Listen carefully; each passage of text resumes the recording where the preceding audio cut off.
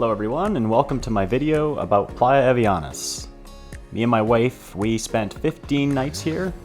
We will be going over some tips and tricks, and just the overall experience we had, as well as some pros and cons of the overall area.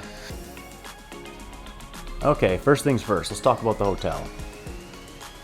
We ended up staying at the VR Beach Walk. Honestly, amazing place. Had great rooms, bed was comfy, Wi-Fi, everything you need. Pools were clean the entire time we were there. We were there for 15 nights. I didn't see a stitch of anything in the pool. One thing to keep in mind, there are no restaurants at this hotel, so you have to walk to go eat, or you could pick up food at the local mini mart and you can cook right in your room. So for getting around Playa Avellanas, we decided to not rent a car or an ATV, we just decided to walk. The fastest way to the beach was I walked through the jungle and then through some mangroves. It's honestly a beautiful walk. There's very minimal people on here and there are no vehicles allowed, although we did see a car or two attempt to drive down, but it seemed that they just parked up here on the left.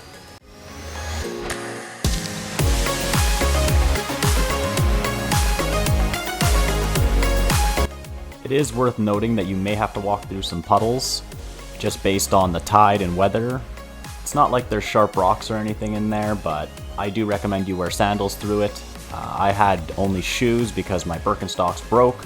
Thankfully I didn't get bit by anything or didn't step on any glass, but the path seemed pretty clean the entire time we were there. So I don't think it's much of a concern, but always keep your eye out for anything on the ground.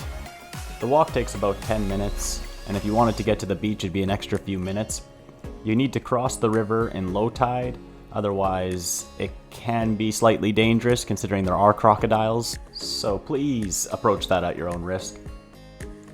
We did see locals swimming in the river and even spearfishing in the river, so I don't know how much of a concern it actually is. I didn't see any while we were there, but it's still better safe than sorry. If you don't want to cross the river, there still are two great spots here to hang out, especially if you're sunburnt and want to get out of the sun, or if you just want some privacy, set up a hammock. We spent a lot of time here. The main road for the area is gravel, so you can expect a decent amount of dust, but the views are very nice down it. It's just bush cover on both sides, and you'll see howler monkeys and all that fun stuff. Another way to get to the beach is taking the mangrove beach path, which is a little bit farther from the VR Beach Walk, but pretty rewarding. I'd say it's about an extra 5 or 10 minutes of walking, but if you don't want to cross the river, this is probably your best bet. Keep in mind that you need to be in groups of 2 crossing, because these wood planks aren't the most structural things around. Just make sure to keep a good footing and don't rush it. It's not like you need to anyways. There's lots of stuff to look at while you're walking. Lots of crabs, snails. Apparently there are even crocodiles in here that you can see, although we were not lucky enough to see any. Overall, I would say that this is the best way to get to the beach, just because of views, accessibility, and just it's not that bad of a walk. If you're not a fan of any of this, there is a way to just walk on straight roads to the beach. It just takes a bit longer. The total time for this route is about 15 to 20 minutes, so a decent bit longer than the river/beach access point, but you don't need to cross any rivers or puddles or anything like that. It's all dry. Once you arrive at the beach, it's up to you where you want to set up. There's very little people here, so privacy is very easy to find.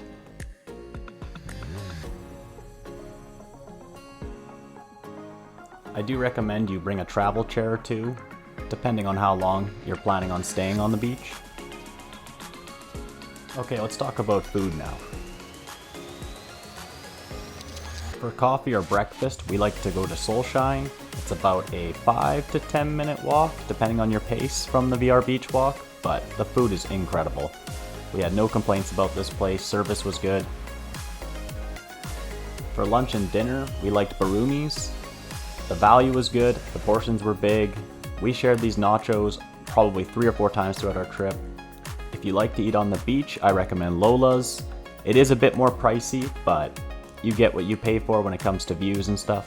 There will be more people because of this, but overall it's a good experience. Fishing and wildlife.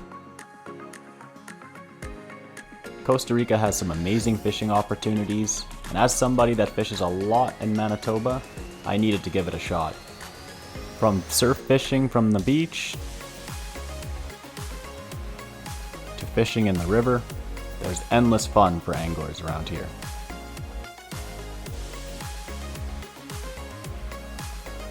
Overall pros and cons. The beach is amazing. The waves are great for surfing, even though I didn't have the opportunity to surf. The food is awesome, the coffee's great. All the locals were extremely nice to us. That includes the local goats and cows that we saw wandering. The roads can get very dusty. Restaurants are on the pricier end. And if you don't rent any transport, it is a lot of walking. Overall, it was an amazing trip, and I cannot wait to go back for our third time.